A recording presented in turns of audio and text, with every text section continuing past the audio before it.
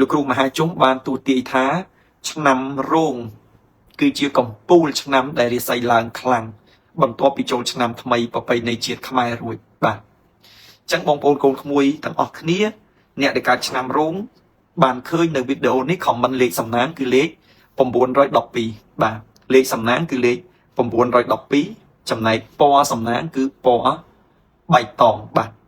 លេខសំណាងលេខ912ពណ៌សំណាងពណ៌បៃតងអញ្ចឹងបងប្អូនដែលកើតនៅឆ្នាំរោងខមមិនលេខសំណាងលេខ912ពណ៌សំណាងពណ៌បៃតង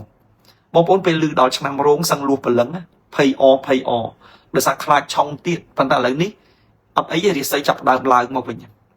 ដោយសារឆ្នាំរោងវារងទុកវេទនាមក3-4ឆ្នាំចុងក្រោយនេះគឺអូយសឹងលួសព្រលឹងបងប្អូនគឺថាតឹងតែងមែនតើណាតឹងតែងជាងរុស្ស៊ីនិងអ៊ុយក្រែនទៀតណាតឹងតែងដូចតឹងតែងដូចរុស្ស៊ីនិងអ៊ុយក្រែនពួករុស្ស៊ីនិងអ៊ុយក្រែនឆ្លោះគ្នាមែនទេវាឆ្លោះគ្នាវាមិនអីអាយើងនឹងវាវេទនាជាងវាឆ្លោះគ្នានោះទៀតណាតឹងតែងជាងស្អីដូណាល់ត្រាំតឡើងពុនទៀតណាពេលខ្លះគឺតឹងតែងមែនតើឆ្នាំរោងពិបាកចិត្តហើយពិបាកកាយហើយវាអត់មានអ្នកយល់ចិត្តទៀតបើថាពិបាកចិត្តពិបាកកាយវាមានអ្នកចាំលើកទឹកចិត្តអីវាអត់មានទៅទៀតណាហើយធម្មជាតិអ្នកកើតឆ្នាំរោងមកជីវិតគឺសម្បូរសត្រូវសម្បូរអ្នកឈ្នានីសហើយសត្រូវដែលសម្បូរហ្នឹងមិនមែនយើងនឹងទៅបកជាមួយគេទេណាព្រោះតែអត់ធ្វើអីគេផងសុកវានាំមករឿងហេតុឆ្លោះមួយយើងហ្មងលៀបពណ៌យើងប្រកាសប្រខូចយើងជាដើមអញ្ចឹងអ្នកកើតឆ្នាំរោងតែងតែជួបហើយមនុស្សកើតឆ្នាំរោងសូមជម្រាបជូនលោកស្រីថាសូមជម្រាបជូនលោកស្រីថាមកជីវិតរបស់យើងគឺយើងលះបង់សម្រាប់អ្នកជុំវិញខ្លួនច្រើនក្រាស់ក្រែលណាស់បាទអ្នកជុំវិញខ្លួននឹងសាច់ញាតិក៏លះបង់បងប្អូនក៏លះបង់មិត្តភ័ក្តិក៏លះបង់អ្នកជិតខាងក៏លះបង់គឺថាមនុស្សយើងគឺមិនដែលកេងប្រវ័ញ្ចអ្នកណាសូម្បីតែមួយរៀលពុះជា4ប៉ុន្តែគេមកកេងប្រវ័ញ្ចយើងហើយគេចោទប្រកាន់យើងថាយើងនឹងជាបុគ្គលដែលមិនល្អទៀតខណៈដែលយើងជាអ្នកដែលស្លូតត្រង់យើងជាជនរងគ្រោះគេរំលោភបំពានលើយើងហើយថែមទាំងគេមកលៀបពណ៌យើងថាយើងគឺជាជនឧក្រិដ្ឋទៅវិញទៀតអញ្ចឹងពេលខ្លះយើងមានក្តីឈឺចាប់ហើយអ្នកកើតឆ្នាំរោងគឺជាមនុស្សដែលលះបង់គឺជាមនុស្សមួយដែលរ៉ាប់រងខ្លាំងបំផុតអញ្ចឹងការលះបង់ការរ៉ាប់រងការអីទាំងអាឡាយទាំងពួងហ្នឹងគឺជីវិតអ្នកកើតឆ្នាំរោងហ្នឹងគឺថាយើងអូយរងទុកវេទនាឆ្អែតហើយបាទរោងខ្លះនៅក្មេងវារងទុកប៉ុណ្ណឹងប៉ុន្តែរោងមីងនោះអាយុ7ជាងនៅតែគេលៀបពណ៌គាត់ទៀតអញ្ចឹងថាអ្នកកើតឆ្នាំរោងមិនដឹងថ្ងៃណាមួយបានទុកបាន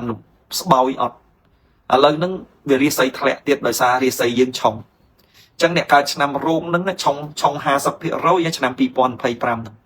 អញ្ចឹងបានន័យថាអ្នកដែលមិនទាន់កាត់ឆុងចេញទេគឺត្រូវកាត់ឆុងចេញដើម្បីឲ្យវាហេងឲ្យវាផ្ទុះលៀបមកវិញអត់មានទ្រាំនៅប្របាក់វេទនាអញ្ចឹងតទៀតទេ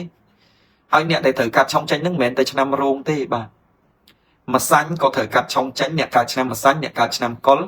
អ្នកកើតឆ្នាំរោងអ្នកកើតឆ្នាំខាលអ្នកកើតឆ្នាំវោកអញ្ចឹងម្សាញ់កុលវោកខាលរោងត្រូវកាត់ឆុងចេញ